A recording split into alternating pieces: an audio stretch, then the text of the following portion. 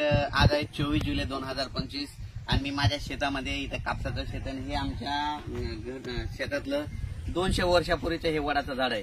जे सेंद्रिय शेती करते त्यांना एक सांगू इच्छितो, ज्या ज्या ठिकाणी वडाचं झाड असतं ना त्याच्या खाली गांडूळ खूप तयार होतात, म्हणून हे सगळ्यांना सर्वप्रथम सांगतो. आणि या ठिकाणाहून मी माझ्या घरात शेतातल्या वडाच्या 200 वर्षापूर्वीच्या वडाच्या झाडापासून एक अंदाज देणार आहे.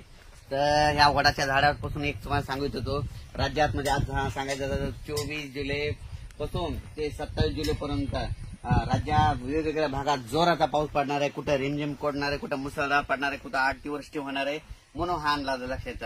तर सुरुवात सांगतो, आज समजा आज आहे 24 जुलै पासून आज पूर्व विदर्भाकडे पाऊस सुरू होणार आहे. म्हणजे एखादच चालू झालेला असेल 24 जुलै 25-26 पर्यंत पूर्व विदर्भामध्ये 6 जिल्ह्यामध्ये वर्धा, नागपूर, भंडारा, गोंदिया, चंद्रपूर, यवतमाळ, वाशिम, हिंगोली, अकोला, अमरावती, बुलढाणा, इकडे नांदेड म्हणजे 24 पासून 24, 25, 26, 27 तारखेपर्यंत या पूर्व विदर्भामध्ये काही ठिकाणी मोठा पाऊस, कुठं लहान, कुठं रिमझिम, कुठं पाणी साचल, कुठं पेंडवालचा असा पाऊस पडणार आहे, म्हणून त्यांच्यासाठी आनंदाची वेळ मी. त्याच्यानंतर पश्चिम विदर्भात देखील म्हणजे 5 जिल्ह्यामध्ये 24 आजपासूनच पाऊस सुरू झालेला असेल, आता सुरू देखील होईल.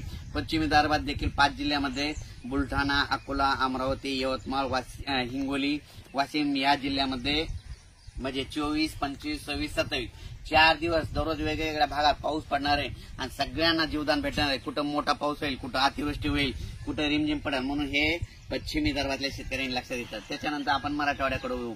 नांदेड जिल्ह्यामध्ये काल मी घुंगराळे या ठिकाणी शेतकरी मेळाव्यात गेल्याच्या नंतर नांदेड जिल्ह्यामध्ये आज मध्ये पाऊस चालू आहे. नांदेड जिल्ह्यामध्ये धर्माबाद, बिलोली,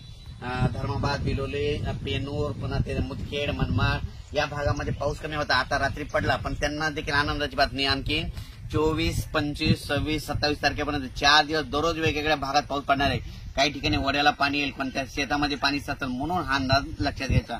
त्याच्यानंतर परभणी जिल्ह्यात देखील आज दुपारनंतर पुन्हा परभणी जिल्ह्यात देखील पाऊस जोराचा येणार आहे, म्हणून हा अंदाज लक्षात घ्यायचा.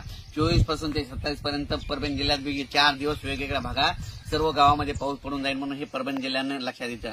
लातूर जिल्ह्यातल्या शेतकऱ्याला सांगू इच्छितो, लातूरमध्ये रात्री देखील खूप पाऊस पडला. लातूर, धाराशिव देखील खूप पाऊस झाला.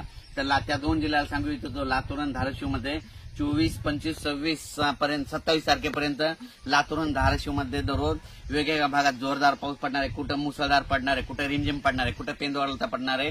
पण त्या 4 दिवसामध्ये सगळीकडे कोणी त्या पावसातून वंचित राहणार नाही. त्याच्यानंतर बीड जिल्हा, जालना जिल्हा आणि संभाजीनगर या 3 जिल्ह्यामध्ये सांगू इच्छितो की आज 24, 25, 26, 27 पर्यंत आपला बीड जिल्हा, जालना जिल्हा, संभाजीनगर जिल्ह्यामध्ये दररोज म्हणजे 24, 25 या 4 दिवसामध्ये वेगवेगळ्या भागात पाऊस पडणार आहे. पण सगळ्या पिकांना जीवदान ठरणार आहे. काही शेतामध्ये पाणी साचल, वाड्याला पाणी येईल, कुठं पूर येईल, म्हणून अशी परिस्थिती या 3 जिल्ह्यामध्ये राहणार आहे. त्याच्यानंतर नगर जिल्ह्यामध्ये ओळख, नगर जिल्ह्यामध्ये काय झालं, पाऊस पडलेलाच नाही, म्हणजे कमी पडलाय. तर ते शेतकऱ्याचे फोन येतात, मला पाऊस नाही. तर त्यांच्यासाठी आनंदाची बातमी सांगतो, आज दुपारनंतर तुमच्या ठिकाणी नगर या ठिकाणी खूप ठिकाणी वेगवेगळ्या भागामध्ये दुपारनंतर पाऊस सुरू होईल. पण तुमच्या भागामध्ये आयल्यानगरमध्ये म्हणजे 24, 25, 26, 27, 28 पर्यंत वेगवेगळ्या भागात पाऊस पडेल आणि तुमच्या देखील पिकाला जीवदान ठरणार आहे, म्हणून हे लक्षात येतं.